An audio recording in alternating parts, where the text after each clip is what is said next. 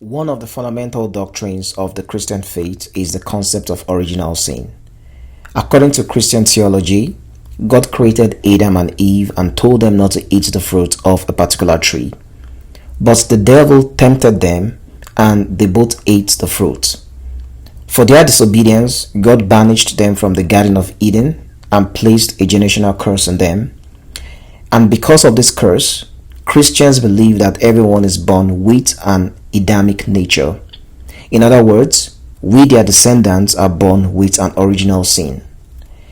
As a kid growing up in the church, I always wondered why in the world we, the descendants of Adam and Eve, have to pay for their sins. Of course, I wasn't that sophisticated in my thoughts, but I always felt uncomfortable at the idea that I was born with an original sin because of the gluttony of two people. When I look at mainstream discourse in Western societies today, the concept of original sin informs opinions on whiteness and masculinity. Full disclosure, I'm a Nigerian. I am neither left-wing nor right-wing. I don't have any dog in the American ideological fight. I'm just a bloke expressing his views as he sees them. Now, in American and other Western societies today, it is almost a crime to be a man. It is an even greater crime to be a white person. Now, being a white man is the worst of both worlds. If I take it a notch higher, being a straight white man is about the worst thing you can possibly be today. White people are constantly being blamed for everything from climate change to economic inequality to obesity. White people have become the butt of jokes for every social ill and inequality. They are blamed for what their ancestors did during slavery and colonialism.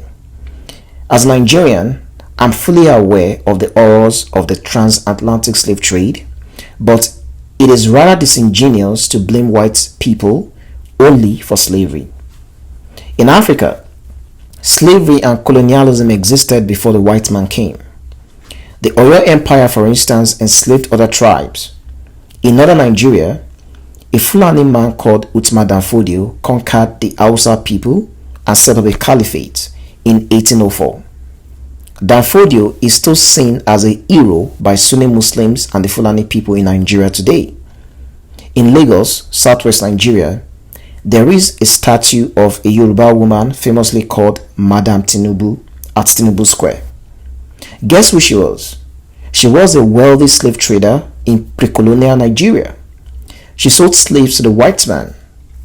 My point, no culture is innocent when it comes to slavery. Our ancestors did horrific and good things. History is complex and it will be wrong to have a reductive and simplistic reading of history through the lens of white supremacy and oppression.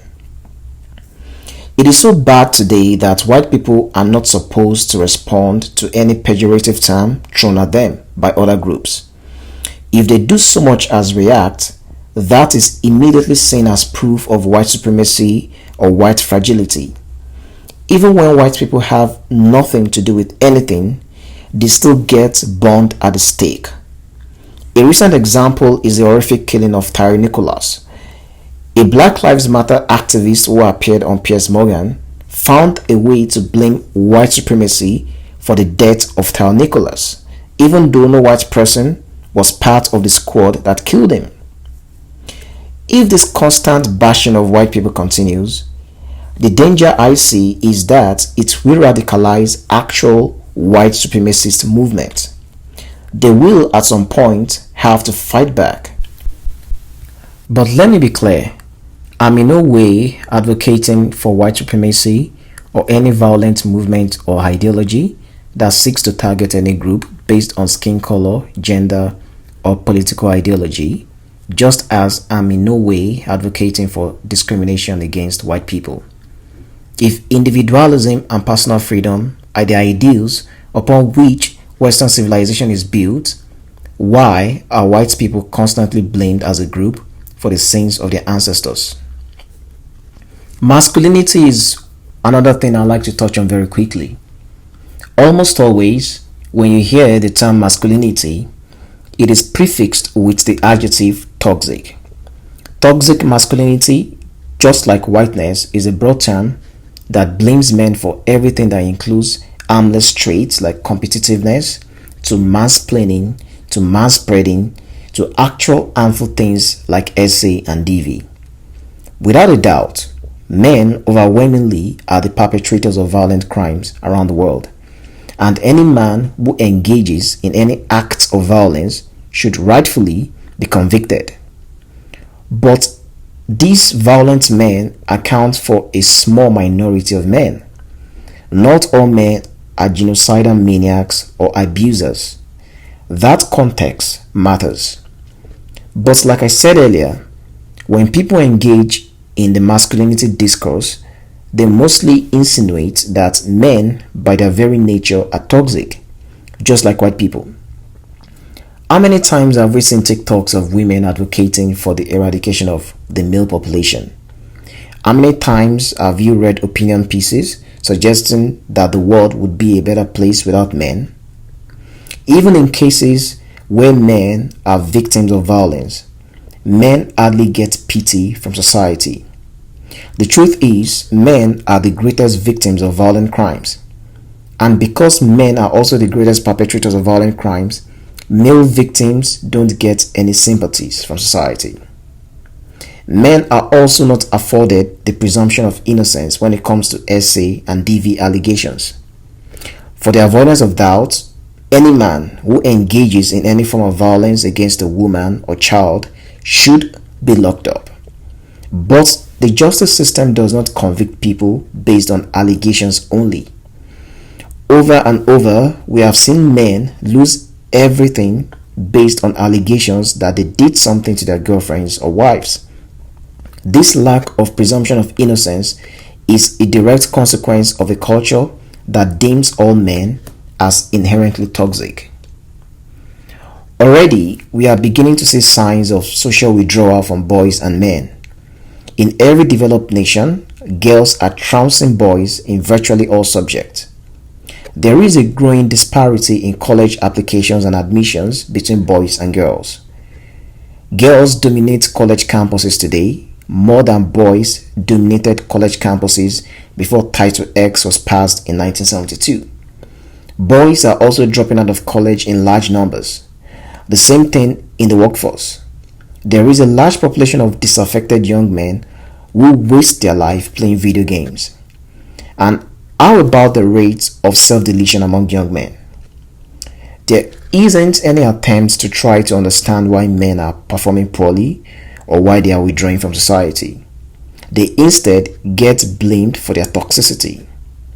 I don't even want to talk about how divorce laws and the family court system discriminate against men. It is not a popular thing to say, but in this climate, men are the disadvantaged sex. There are so many issues affecting boys and men today, yet society keeps saying they're toxic and men have all the power in the world. Being white is not a sin, neither is being male. There are bad people in every race and culture. There are bad men, there are bad women. People should be treated as individuals, not as collectives. My intention with this video is not to make it a white versus black or men versus women issue, but rather for us to acknowledge the progress we've made as a human race. About 300 years ago, slavery was a legitimate enterprise around the world, but today we all frown at it. Women could not vote at some point. Queer people were discriminated against at some point. We've made substantial progress in all these areas. We should know better than our ancestors not to hate and discriminate based on immutable characteristics. But if society keeps scapegoating any group of people, white people and men in this case, then we are not better than our ancestors. On a lighter note, don't discriminate against me because I'm Nigerian. I'm not a scammer, you bigot. Anyways, thanks for watching. Please subscribe and like this video. Share your thoughts and reactions below. Check the description for links to my socials, and I'll see you guys in the next one.